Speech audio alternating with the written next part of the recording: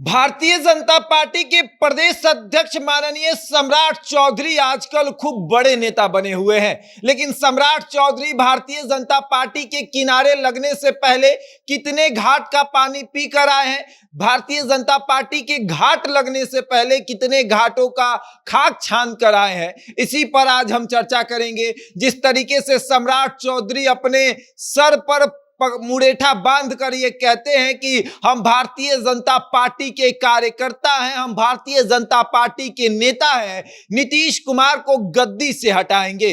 और अब उसी सम्राट चौधरी के बारे में हम आपको बताएंगे कि किस तरीके से राजद से जेडीयू, जेडीयू से हम और हम से भाजपा तक का सफर हुआ है। और उसी सफर के बारे में हम आपको बताएंगे कि किस तरीके से सम्राट चौधरी ने लालू यादव के 13 विधायक को तोड़ दिया था।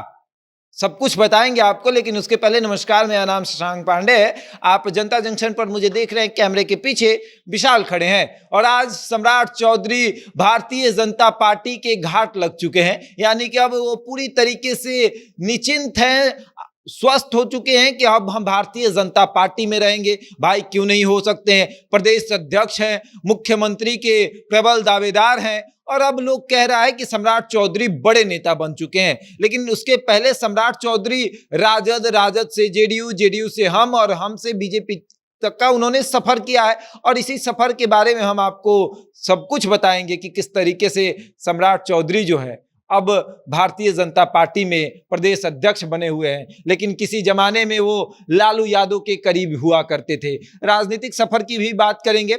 1990 में इनकी राजनीति में एंट्री होती है और उसी समय अपने पिता के माध्यम से ये राजद में शामिल होते हैं, क्योंकि इनके पिता शकुनी चौधरी जो हैं वो लालू यादव के बेहद करीबी होते हैं।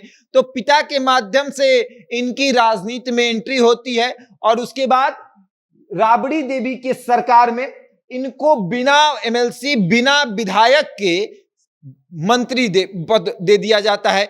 इनको 1999 में कृषि मंत्री बनाया जाता है और उस वक्त खूब चर्चा होती है, क्योंकि एक कम उम्र का नेता कैसे मंत्री बन गया, इस पर सवाल खड़े होने लगते हैं। इनका उम्र बहुत कम था, इनको कृषि मंत्री बना दिया गया। और उसके पहले ये ना विधायक थे ना एमएलसी थे, ये विधायक बनते हैं 2000 में प्रवरता विधानसभा से, लेकिन उसके पहले ही इनको राबड़ी देवी ने मंत्री पद दे दिया। बल्कि इसलिए दिया क्योंकि ये शकुनी चौधरी के बेटे थे। शकुनी चौधरी लालू यादव के बेहद करीबी नेता थे, इसीलिए इनको मंत्रालय दिया जाता है। और उसके बाद ये 2000 में और 2005 में प्रवरता विधानसभा से विधायक बनते हैं और फिर राजद में सक्रिय भूमिका निभाते हैं, लालू यादव के बेहद करीबी हो जाते हैं। और 2013 में नीतीश कुमार जब भारतीय जनता पार्टी से अलग होते हैं और नीतीश कुमार को राजद समर्थन करता है पर्दे के पीछे से, तो 2014 में ये राजद के 13 विधायक को लेकर अलग हो जाते हैं। राजद के 13 विधायक को 2014 में ये लेकर अलग होते हैं। और उसके बाद जीतन राम मांझी जब मुख्यमंत्री बनते हैं तब ये नगर विकास मंत्री बनाए जाते हैं, यानी कि उसके बाद ये जेडीयू में शामिल होते हैं और जेडीयू में शामिल होते हैं तो इनको नगर विकास मंत्री बनाया जाता है। नीतीश कुमार भी इन पर भरोसा जताते हैं, क्योंकि ये राजद को तोड़कर आए रहते हैं, तो ये नीतीश कुमार के पार्टी में शामिल होते हैं, यानी जेडीयू में शामिल होते हैं। और उसके बाद 2015 में जब नीतीश कुमार जीतन राम मांझी को मुख्यमंत्री पद से हटाते हैं, तब जीतन राम मांझी नाराज होकर अपनी पार्टी बनाते हैं। तो जीतन राम मांझी के पार्टी में इनके पिता जो है वो प्रदेश अध्यक्ष बनते हैं। इनके पिता भी जीतन राम मांझी के साथ चले जाते हैं और सम्राट चौधरी भी जीतन राम मांझी के साथ चले जाते हैं। यानी हिंदुस्तानी अवाम मोर्चा जब बनता है तो शकुनी चौधरी हिंदुस्तानी अवाम मोर्चा के प्रदेश अध्यक्ष बनाए जाते हैं और सम्राट चौधरी उस पार्टी में जाकर शामिल होते हैं। और फिर सम्राट चौधरी घूम फिर कर राजद में आते हैं और फिर राजद में आते हैं और उसके बाद फिर 2018 में राजद को छोड़कर ये फिर से भारतीय जनता पार्टी में शामिल होते हैं। तो 2018 में जब भारतीय जनता पार्टी में शामिल होते हैं तो इनको जो है एनडीए सरकार में पंचायती राज मंत्री बनाया जाता है। और पंचायती राज मंत्री बनकर ये सोचते हैं कि भैया अब तो हम भारतीय जनता पार्टी के सदस्य हो गए, और उसके बाद ये भगवा गमछा रखना शुरू करते हैं, भगवा मुरेठा बांधना शुरू करते हैं। ये दिखाते हैं कि हम भारतीय जनता पार्टी के बड़े कार्यकर्ता हैं। इनके पिता शकुनी चौधरी 2014 में नरेंद्र मोदी को लेकर टिप्पणी करते हैं और उस वक्त वो खूब चर्चा में आते हैं। इनके पिता नरेंद्र मोदी के मतलब इतने विरोधी थे जितने विरोधी आज के डेट में नीतीश कुमार भी नहीं है। इनके पिता शकुनी चौधरी नरेंद्र मोदी के उतने विरोधी है। और उसके बाद सम्राट चौधरी आज भारतीय जनता पार्टी में प्रदेश अध्यक्ष की भूमिका निभा रहे हैं। सम्राट चौधरी सबसे पहले राजद में अपने मतलब राजनीतिक कैरियर की शुरुआत करते हैं। राजनीति में इनकी एंट्री होती है।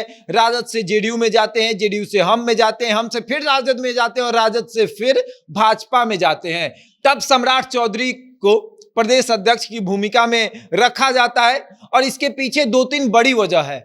एक वजह तो यह है कि सम्राट चौधरी के पिता शकुनी चौधरी कुशवाहा समाज के बड़े नेता थे। तो भारतीय जनता पार्टी को लगा कि अगर कुशवाहा और कुर्मी को साधना है तो सम्राट चौधरी को प्रदेश अध्यक्ष बना दिया जाए, क्योंकि नीतीश कुमार साइड हो चुके थे और नीतीश कुमार को जवाब देने के लिए, कुर्मी कुशवाहा को जवाब देने के लिए सम्राट चौधरी को प्रदेश अध्यक्ष बनाया गया। और इसके पीछे एक और वजह है कि सम्राट चौधरी जो है वो लालू यादव के बेहद करीबी थे। जैसे कि संजय जायसवाल भी तो पहले राजद में थे, लालू यादव के करीबी थे, तो संजय जायसवाल को भी प्रदेश अध्यक्ष बनाया गया और उसके बाद सम्राट चौधरी को भी प्रदेश अध्यक्ष बनाया गया। और इसके पीछे 2 मुख्य वजह यही थी कि सम्राट चौधरी जो है वो लालू यादव के करीबी थे और कुशवाहा समाज से आते हैं। और अब सम्राट चौधरी मुख्यमंत्री बनने का सपना देख रहे हैं। तो सम्राट चौधरी से पहले जो प्रदेश अध्यक्ष थे, चाहे आप मंगल पांडे की बात कर ले